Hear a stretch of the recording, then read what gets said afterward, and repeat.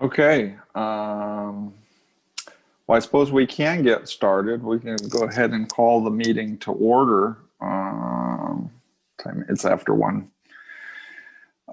Did everybody get an opportunity to look at the minutes from the last quarterly meeting on 10/30? I'll make a motion to approve those minutes. Okay, is there a second? I will second that. Okay.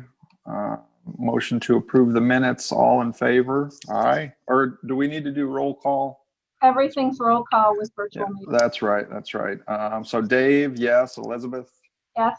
Steve. Yes. Okay, motion passes. Minutes are approved. Next thing on old business is Chris Welchel disability hearing. I believe I forwarded you all the information regarding the upcoming meeting. It's in my calendar and I don't have it in front of me. That's going to be coming up in March. Does anyone have the specific date with them? I'm looking. I think I have it here on my calendar somewhere. Like the 3rd or the 4th, I thought. Oh, you're right, Steve. So it's March 3rd at 9 a.m. So we have got that all scheduled, and you'll have everything set up. We're going to do it via Zoom, talking with Reamer's office. They've done a number of the disability hearings via Zoom, like everything these days. It's all, so that shouldn't be an issue. So that's all set up. It's all ready to go. And before that happens, they'll obviously send you guys all out the packet so we can take a look at all of the IMEs and everything. So that is set. Let me try and get back to my agenda. Patrick is, I was going to say Patrick has joined us now too, Dave. Oh, okay, great. We will get through old business and throw it to Patrick. Good day. Hi, Patrick. Let me see here. I'm on the wrong page. Goodness. Sorry. Board vacancy. We still have a board vacancy. There has not been an election for a new board member yet. I am not aware of anyone that has stepped forward to say they're interested. I will keep beating that drum. We got to get somebody to fill it. So we'll keep pushing forward on that. In fact, I'll make myself a note. Can't you persuade one of the new officers to do that? Somebody who doesn't know better? Well, I'm trying to use the, you know, everybody always claims to be really worried about the finances. And well, I really don't know that much and I don't feel like comfortable working with that much money. And, it's, you know, okay, we're not going to have to do that anymore. So trying to use that, but so far I haven't hooked anybody with that. So maybe I need to change it. That is all the old business. Moving on to new business, I guess I'll cross the first one off the list. Public participation, as noted on the board or on the agenda. No one emailed me anything that they wanted me to read into the record. So there is no public participation.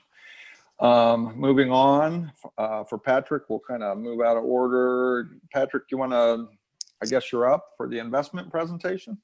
Sure. Thanks. Thanks for letting me go early. I have another call at 2:30, so I appreciate it. Does everyone have the report in front of them? Okay. I have it, but if I click off this screen, I'm afraid I'm going to lose everybody. So I'm just going to listen. Okay. Well, if you have any questions, just stop me. So I'm just going to talk about if you'd open your report or page down on your computer, I put a sheet in here just talking about asset class performance for the end of the year, and I don't think any of us would have thought that we'd be where we are now if we go back, 10, 11 months ago, and even in the summer, and so it's been a great year. And as you can see, global equities at the middle of the page, last month of the year were up about 4.7%, but for the year we're up 16.8. So even global equities around the world came back quite strong. U.S. equities led the way. The S&P 500 was up about 3.8% for the 1 month and 18.4% for the year. Great year, followed by international, and then emerging markets recovered quite swiftly, which was a big surprise to everyone. Fixed income also did well, and that's really a function of interest rates being driven down to zero. You know, when you have interest rates brought down to zero, bonds appreciate, and so we had good bond markets as well. So as you can see from a performance standpoint, the markets were quite good, dominated by U.S. large cap growth stocks and e-commerce stocks, and new stocks like this. You know, what are we on here? Zoom. Is this the Google Meets? This is Zoom. So I do webinars, Google Meets, Zoom. You know, we kind of have the gamut of meetings, as Dave pointed out earlier. And I've never had such a cute board member here. This is nice to have your new board member on board. She is listening attentively too, which is hilarious.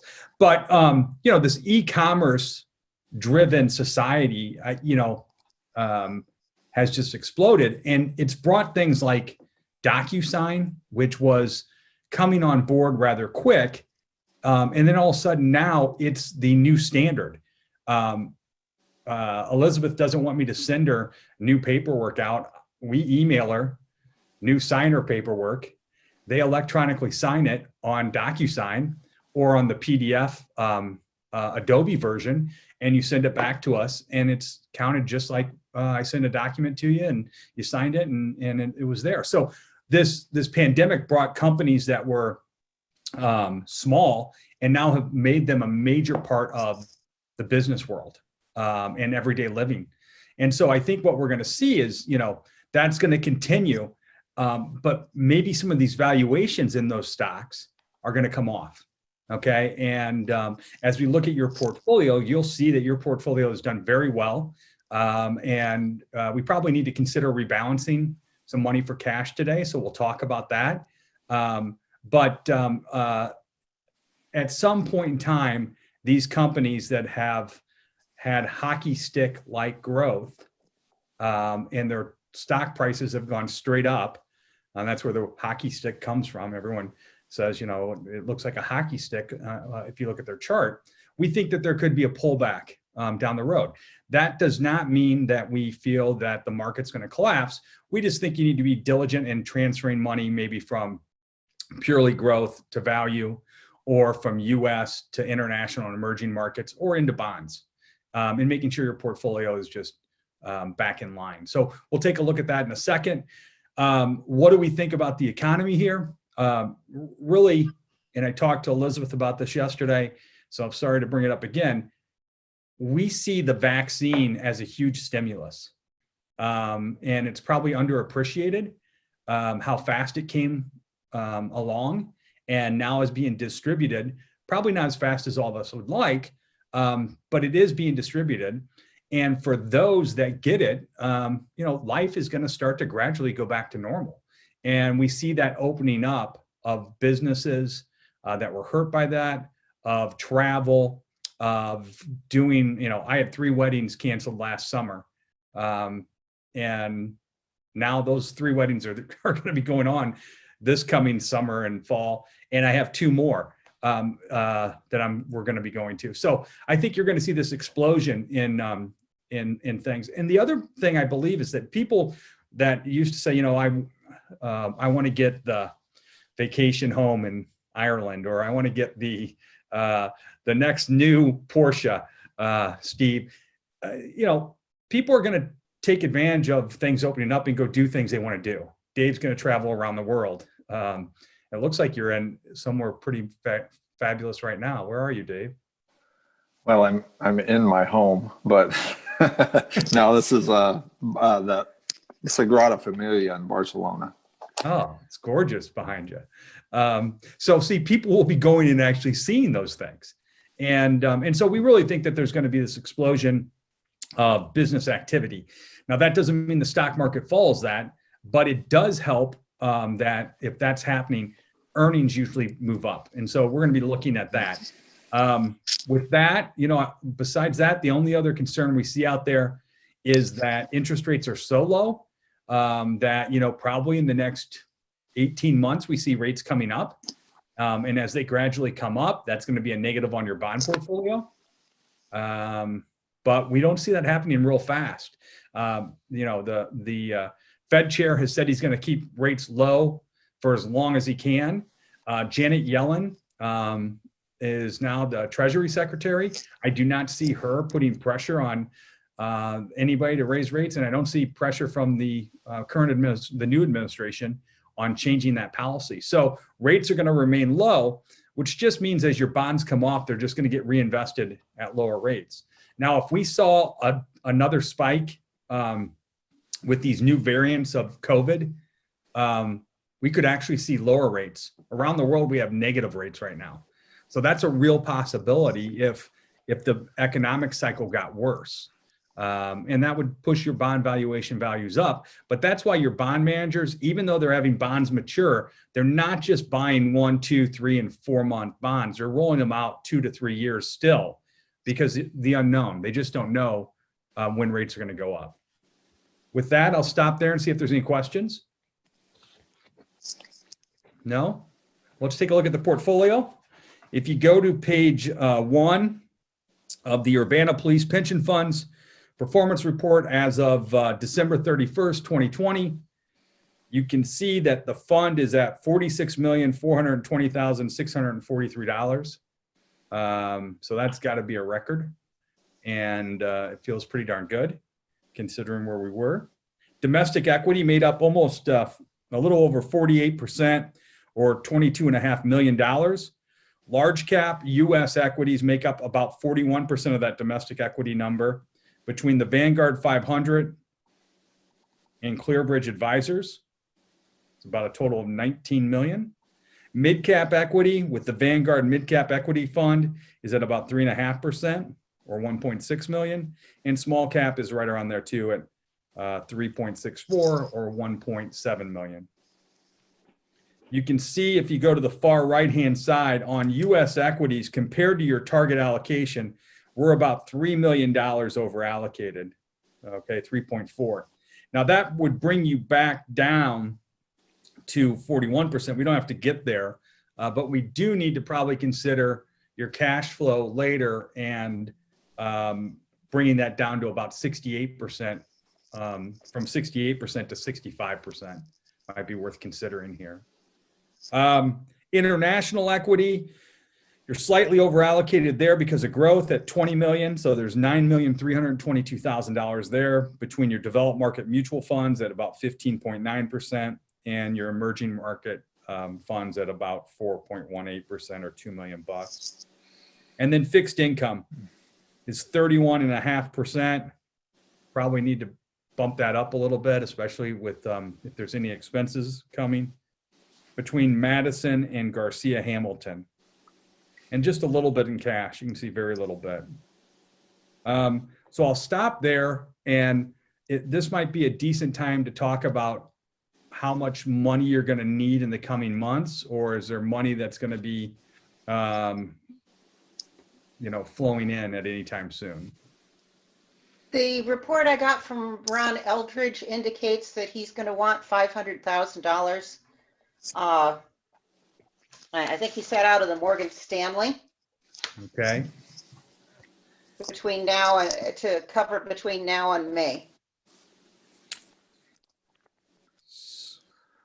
So what you were saying, Patrick, is that we're over allocated right now in the U.S. equities. We're at 68%, so we're over our 65% target. Yes. And you said 3.4 million over, or? Yeah, if we went all the way back to targets, it would be $3.4 million. I don't think you have to go all the way back to target. Really what you have is you're about 7.36% over allocated in US equities compared to your target of 41. You really only need to bring that down about 3.5%, or about, let's say, $2 million off of that number to get you within state statute. Now, there's a couple different ways to look at this. Some people say you have to rebalance to target, which would be 65-35. Others say that you just need to rebalance to, to cover your expenses if it has growth that has moved the account higher. And some would say that you don't have to rebalance until the end of the year. My feeling is at this point in time, Ron's going to need 500,000. I would move at least $1.5 million out of the S&P 500 at this point in time to your bond managers as a step in moving towards that 65-35 target. So you would have $500,000 that goes in cash, $1 million that would go to your bond managers, split between both Madison and Garcia Hamilton evenly, 50-50, because Madison's shorter term, Garcia's longer term. We don't know where rates are going to go, so you could just give it to each one. And that would be a really good step. And it also, as we look at the returns, you're taking money from the best performing asset class over the last 10 years. Now, does this go on for another year? Does it go on for 2 years? I don't know. But I do know that that's been a very good spot to have money. And at some point in time, that is going to change. So this is all against this whole backdrop of the consolidation. And I guess what my observation is when I check on the Municipal League webpage where they're kind of posting all the action that's happening with consolidation, is that fire pension appears to be moving much more quickly than the police pension side. I guess I'm wondering, Patrick, have you heard anything about timing on that? So we are actually in the middle of responding to the police pension side RFP right now. And I actually have a call at 5 o'clock today about a draft of that we're working on. The fire we did not respond to. It came out early in December. They hired somebody early in January. They're in the process of sending out audit requests right now to the fire funds. We anticipate that the fire will be starting to consolidate and have heard that it's around August where they will start looking at moving money. I would anticipate that the police are 6 months behind that. I thought the deadline was December 31st. Am I wrong? No, so the deadline is June of 22. Oh, okay. All right. June of 22. Now, I think they'll have that process started by December 31st. But, there's so many different moving parts here. I think the police are fortunate that the fire are going first because, it's real easy to go out and pick every account over 50 million and consolidate those. And that probably makes up 80% of the assets. It's the bottom 20% that I think is going to cause a real problem in the consolidation phase because, some funds are not run as well as yours. This would be easily transferable. So whether we make this change today and we move money from stock to bonds, that's not going to cause you any problem if they ramped up their consolidation. Your account is pretty easily transferable. All these securities, if we were engaged, the way we would do it to consolidate these is we would transfer these all over to one pool, then put them into indexes once they're there, and then develop up an allocation later. So I have a feeling your assets are going to transfer in kind. So whether they're in stocks or bonds really doesn't matter. I think the other thing that you want to be a little bit more concerned about, and this might be where you were going, is, by the time they start to audit you, you might want to look like the 65-35 target allocation. Because if you had a real heavy stock portfolio and it transitions, it just might be, you just want to probably be closer to your targets. Yeah, I'm not really I'm not really clear on what's going to happen with the audit or what the specific purpose of the audit is. I think the audit will be to find out if your assets can transfer. Okay, So let's say that I recommended that you go out and buy an annuity today on a retiree's life. Funds do that, and consultants have done that. You know, that annuity is going to be a much harder investment to transfer and then liquidate than it is the S&P 500 or stocks or bonds. And so the audit will probably give them a good idea of what every fund has, so they can figure out how to transfer that to one custodian. okay. But anything we do isn't really, at this point, it's so far off. Any decision we make now, that's kind of not relevant. No, this won't, we won't be, I think we'll know, we'll have a good bit of knowledge of, hey, in the next month, you're going to be receiving transfer paperwork. Let's not do anything to muck it up. But in the meantime, we've seen pretty decent gains. And so now might be a good time to, what you're saying, pull 1.5 million and transfer it from, most of that is in the Vanguard indexes. Yes. And so we'd be transferring that to our bond managers. Now, if Ron says we're going to need about 500,000 to make payroll through May, and we transfer the 1.5 to Garcia, Hamilton, and Madison 50-50, can we let them know to keep a certain amount in cash, or should we pull out a certain amount now and just transfer it to Busey, and then the on top of that 1.5 million to move to the bond managers, if that makes sense? So that makes perfect sense. So I'd recommend moving $1 million to the bond managers, and we put $500,000 in the money market account, and then Ron can request that at any time, and it can be easily transferable. That will not be invested, Dave. Okay. That makes more sense to me, other than sending it to Madison and telling him just sit on it and we'll get it back later. So is that something we should vote on now, or do you want to continue on with the presentation? We can do it at the end, or? I would say that you could make a motion now and vote on it just while it's fresh in everyone's mind. Elizabeth, Steve, do you guys have any other questions or thoughts about it before we go ahead and do that? I think that solves not problems, but it solves two issues at one time, and this is the right time to do it with the market up. So Okay.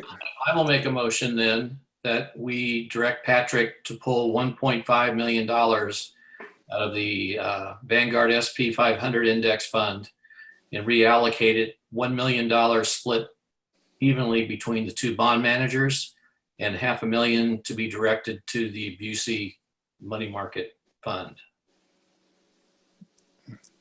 Okay. And Steve, can I just add, that'll be in our money market fund until Ron Okay.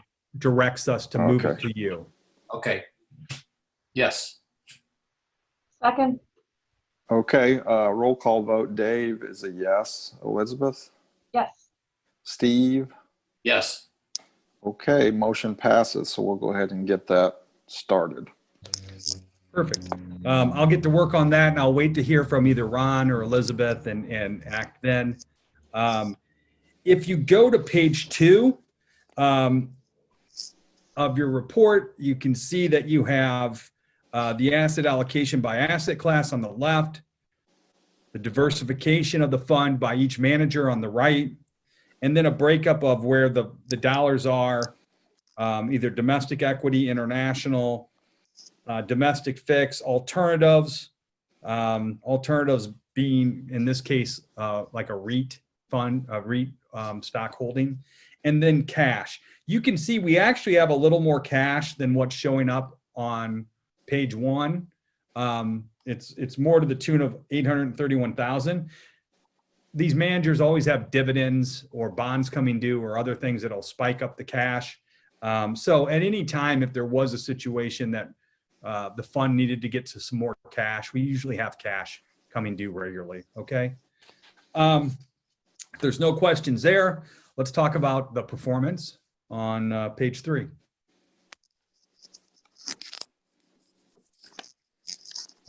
So for the Urbana Police Pension Fund, as of December 31st, 2020, the last quarter of the year was up 9.4%. So it was a great quarter, really, really good returns. Fiscal year was up 15.44. So let's ride that out to the fiscal year end, and Elizabeth will be high-fiving us, I think. Make her meeting go much easier. Year to date up 12.4, 3 years up 8.10, 5 years up 9.20, 7 years up 7.21, the 10 at 7.13, and since inception at 6.30. So you can see we've really, really had just a great run here. And if we're going to have to end managing your money, I want to stay this way for a little bit longer so we can go out on a high, right? Down below, at the middle of the page, you could see just a couple things. Current quarter, we started with 42 million. We grew by about 4 million to the 46,400,000. Year to date, pretty close numbers to that, but I'm going to bring up the end of March when I ran this report for you and gave people calls and talked about it.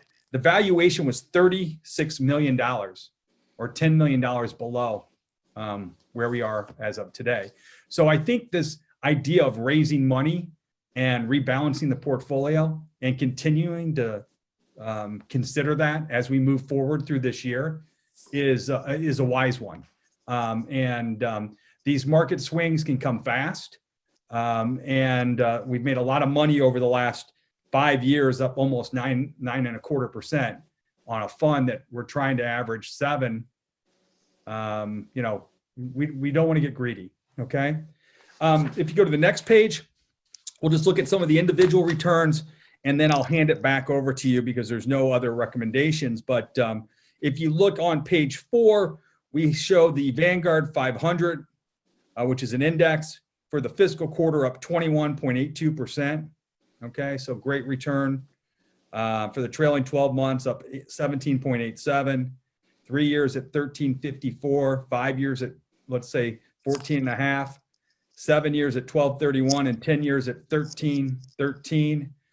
And I'm going to bring this up. Steve Royal deserves a lot of credit because about 10 years ago, he said, "Hey, Patrick, why don't we buy some indexes?" And we did. And not only did we replace high-cost managers with low-cost indexes, but it was about perfect timing, Steve. So congratulations. Well, as they say, even a broken clock is correct twice a day.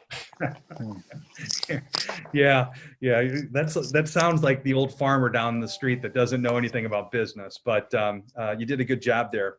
ClearBridge Advisors is another manager we have here. ClearBridge will raise cash and hold cash. They're holding about 400,000. They deploy it when the market dips. So we actually have an active manager here that's more conservative on the value side, which is where if you were putting money in the market today, you want to go. Growth has outperformed value for the last 10 years. Value stocks are able to refinance. They're usually debt-ridden or high capital expenses. They're able to go out and refinance that with really low debt. So we think that that's going to pay dividends in the next 5 years. So it's a great place to have money right now. Then you can see your Vanguard mid-cap index, the small-cap index did really well. Your combination of international managers, we chose to go with active management in the international space.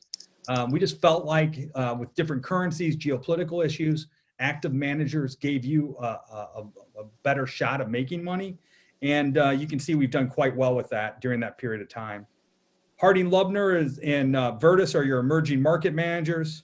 They came back quite nicely in the last year. Hard to believe they came back that strong because they were down quite a bit. Then you have Madison and Garcia Hamilton as your bond managers. Okay. We don't have any issues there. One of the things that we're required to send out to you every year is the number of manager searches that we do. And in those searches, how many of those managers are minority owned? Okay. We sent that to you at the end of the year. That should be put into your file and noted. The other thing is Garcia Hamilton happens to be a minority owned manager. Okay. Just so you know that. We did not hire them because of that, but they are. I'll stop there and see if there's any questions.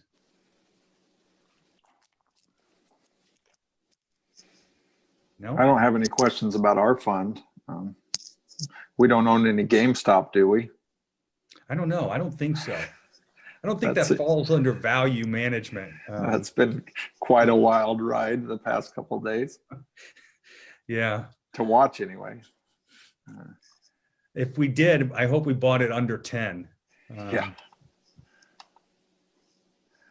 With that, I'll take care of these money movements for you in the next week, early next week. We'll get the money in cash and have it ready in case Ron gives us a ring about transferring it. But otherwise, I think the portfolio looks pretty good. I believe that, second round of stimulus, further vaccinations are going to help the economy and the market stay relatively strong for 2021. All right. Well, thank you, Patrick. Thanks, Patrick. All right, I'm going to have to leave you guys, but if you have any questions, just give me a ring or an email. We know where to find you. Thank you. All right, thank you. All right. Do we need a motion to accept his report? Sure. I'll make a motion to accept our quarterly report from Patrick. I will second that. Okay. Roll call vote. Dave, yes. Elizabeth, Yes. Steve. Yes. Okay. Motion passes. Moving on our new business agenda, we have some pensioner passings to pass along. Janet DeYoung, Dave DeYoung's widow, passed away on December 10th of 2020. And so therefore, the DeYoung pension is completely, I suppose, closed. Carla, I don't know what the proper terminology is. Everett Kruger passed away just a couple of weeks ago, January 14th of 21. We didn't note it in the business. Maybe we should have. Everett had a Quildro in place that his ex-wife, Rose, was receiving a portion of his pension. My understanding is that would have ceased upon Everett's death because it's not a spousal benefit. It was based on a Quildro. However, believe it or not, Rose passed away on the same day as Everett. So I guess it became a bit of a moot point as to whether it would have ceased or not ceased because they both passed away on January 14th of 21. Everett remarried his current wife, Annette, after he retired from the pension fund, and therefore there is no spousal benefit that she will get. I've spoken with her on the phone. She's well aware of it. She knew it before Everett passed, so it wasn't a shock to her or anything. I've got a copy of Everett's death certificate to file.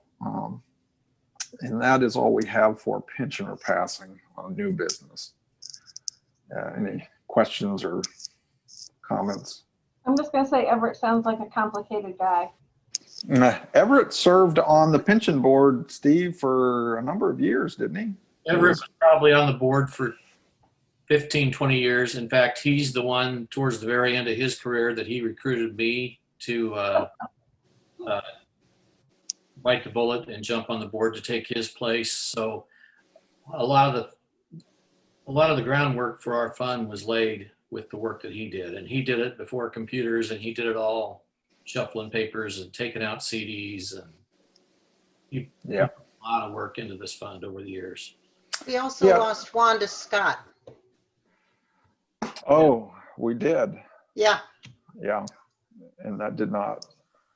Well, we need to make sure that we that we write that into the minutes. Do you know when did she pass? I can Carla? get that information. I don't have it at the top of my head. Yeah, okay, we'll need to get that into the minutes. That was October. That was in October, so that would have been shortly after our last meeting.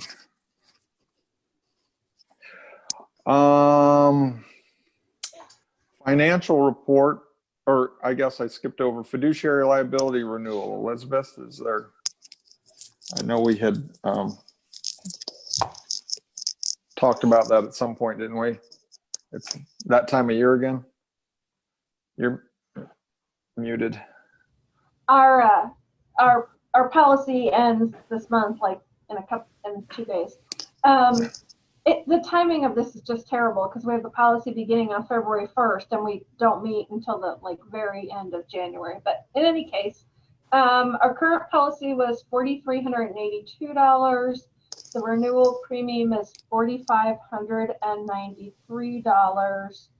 And as Brian pointed out in our fire pension meeting, the majority of claims really aren't related to investments. Because one thing I had talked with the broker about was, well, at some point we're not going to be managing the investments, so shouldn't our premium go down when that happens? But I don't know if Brian wants to say a little bit about that. Oh, hi, Brian. Hey guys, sorry, I keep getting kicked off. I don't know. I'm using Wi-Fi in my office because we don't have cameras on our computers. So yeah, as Elizabeth said, I've sat through a lot of these renewal explanations because boards are wondering, what exactly is going to happen once the financial portion's taken away. And it looks like the statistics show that most of the claims come from disability cases, overpayments, underpayments, and the stuff that the board is going to retain after the money is taken. So it would be prudent to continue renewing the policies. Whether once all the funds, money is in the consolidated fund, whether premiums will go down, kind of wait and see. And I don't want to pretend like I'm an insurance agent and know all that stuff, but especially with you guys having a disability hearing coming up, it's just good CYA to keep the policies in place. Mm-hmm. And when the investments get consolidated, I'll certainly ask and push to see if we can't get some kind of reduction in our premium. I think our broker does a good job for us, so it might be possible. Yeah. So I think we need a motion to renew the fiduciary. I'll make a motion. How's that? I make a motion that we renew our fiduciary liability policy at an annual premium of $4,593. Okay. I'm sorry, I cut you off. Steve, you're seconding? Yes.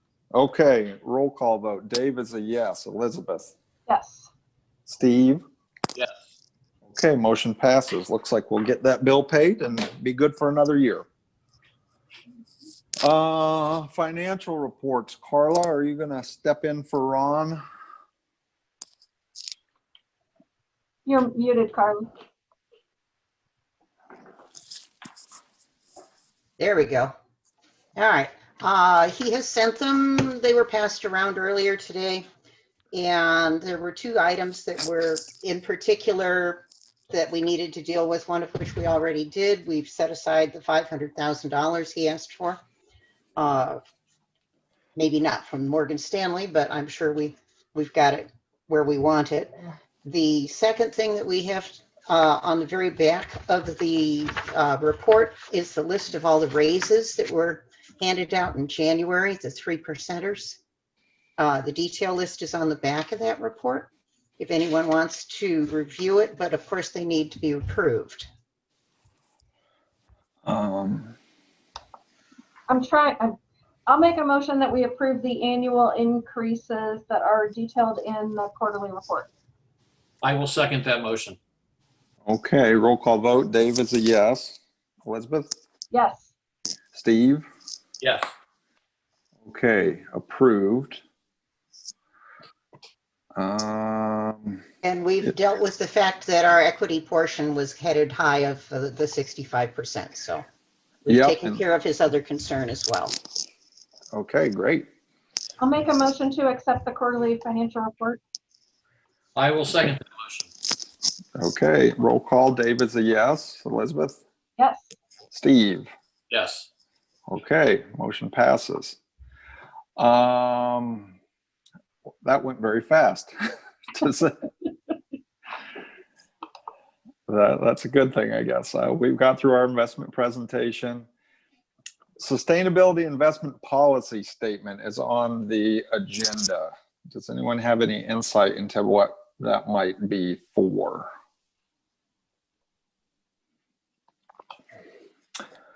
Yeah, no one? Yeah, I'm not sure who put it on the agenda. Brian, is there some Yes. requirement for us to do yes. that? Last year, the state passed some amendments to the your investment portion of the statutes. And really what it is, it's a blanket statement saying that the pension fund will abide by this new Sustainable Investment Act and review corporate governance, the makeup of some of your investments. I've got a whole statement on it. It's really just a feel-good statement. You're still allowed to invest in whatever you want to, but you just need to say, hey, we will review, the structure of the companies and yada, yada, yada. So I can send you we've got basically like a caption to throw into your policies or your investment policy statement saying that you will abide by this, and then add it, and then we could just approve it next time because it needs to be approved by statute. Okay. It just needs to be, it's like a placeholder in there. So could we do that at our next meeting? Yeah, yes, you can, and I'll email you the template language. Okay. Yeah, Well, that's I guess we'll feel good then when it's done. Well, you'll feel real good about it. great. I'm already feeling good about it. I'm feeling warm. So if you could get that kicked out to us, we'll have a look, see through it, and we'll put it on the agenda for next time to approve it. Moving on, changes to the investment policy. Are there any specific changes that we were referring to? Other than the one we just mentioned, I don't think so. I am not aware of any either. So I think we decided a while ago to just keep this on the agenda because when we have our conversation with Patrick, if we decide as a result of that discussion to make a change and it's not on the agenda, we can't vote on it, right? So Good call. It's kind of like a placeholder. Yeah. Okay. So we have no changes to make to the investment policy this time. So I suppose there's not really a whole lot to discuss. Let's see, what else do we need to do? Do we need to note for the record that Elizabeth, it would appear that you are in your office and therefore you are in the place where we would have held the meeting if we weren't holding it via Zoom. So you are the person there. Are there any other special requirements, Ryan, that we need to do because we're not in person? No, I mean, you covered your bases out here. You've got the little disclaimer that the building's closed. Yeah. So you should be good. Okay, good. So I guess next meeting, when did the fire set their next meeting? April 30th. April 30th. And so if we could try for 1 p.m. like we usually do, they'll go in the morning and we'll go at 1. But we will all be seeing each other before then. Brian, I don't know if you were on when we were kind of talking about the Chris Welchel disability hearing appears to be coming up on March 3rd. March 3rd, or was it March 4th? I've got the notice going out at 9 a.m. Okay, let me check my calendar to make, did we say the 3rd or 4th? Maybe I'm just, I think I looked at the notice and it said the 4th, but let me double check here. I have the 4th on my calendar. okay, I was wrong. Let me make. Okay, so we will see each other. Yeah, it is March 4th, 9 a.m. I've kind of been coordinating with Lindsay, Brian, about getting everything. Well, I mean, she's doing all the setup and everything, so there's really not much we need to do. Obviously, get the IMEs out to the other members previous to that. Absolutely. Generally, what we've been doing is sending out thumb drives about a week in advance for everyone's review. Sometimes earlier if they're ready, but we go through them pretty thoroughly to make sure everything's there. And either that or, paper copies. It depends on what you guys want to do. I think previously we've done thumb drives like the last one, didn't we? And that worked out for me. Did anybody else have any problems getting things open? No, that's fine with me. So we've got that set. That'll be our next meeting. Brian, are you aware, are we in the midst of, and I guess I can get with Karen, we have a vacancy on the board because our other active member, his term was up. We had sent out one round of requests. I believe we didn't get any takers on that. Are we doing another one? And if not, I think we probably should. I didn't know if you knew anything about kind of where we're at with that. You might want to give it another shot, or hate to say it, put the thumb on somebody, somebody who might be good in the position. Because I mean, we might come March 4th, and we could have the attorney object to only having a 4-member board, and then we're kind of at a stalemate. So if you had a form letter that you sent out before to everybody, maybe do it again. And if not, we'll have to worry about that and see what we can do. It's hard to force somebody to take this job. Yeah, I will work on getting someone to see what we can do about getting on the board. And then I suppose, you think Lindsay would be the best person to coordinate getting envelopes mailed out and all that kind of stuff for? Yeah, we could do that. That's what we've done in the past. Dobie's always kind of been involved in it, and Karen sends him, but I don't know. I don't know where Dobie's, what's his current status? He's still working? Yeah, I mean, I knew he was in Florida for a bit, and I think he was coming back up this week, but I haven't heard from him because I know he's been, middle of Florida for like a month or so. Okay, good for him. Yeah. Does anybody else have anything else that they would like to share? I Nope. believe we have exhausted our agenda items. And with that being said, I have, what is it, about 1:48? Is there a motion to adjourn? I will make a motion to adjourn at 1:48 p.m. Second, Is there a second by Elizabeth? Roll call. Dave is a yes. Elizabeth? yes. Steve? Yes. Okay, motion passes. Meeting adjourned.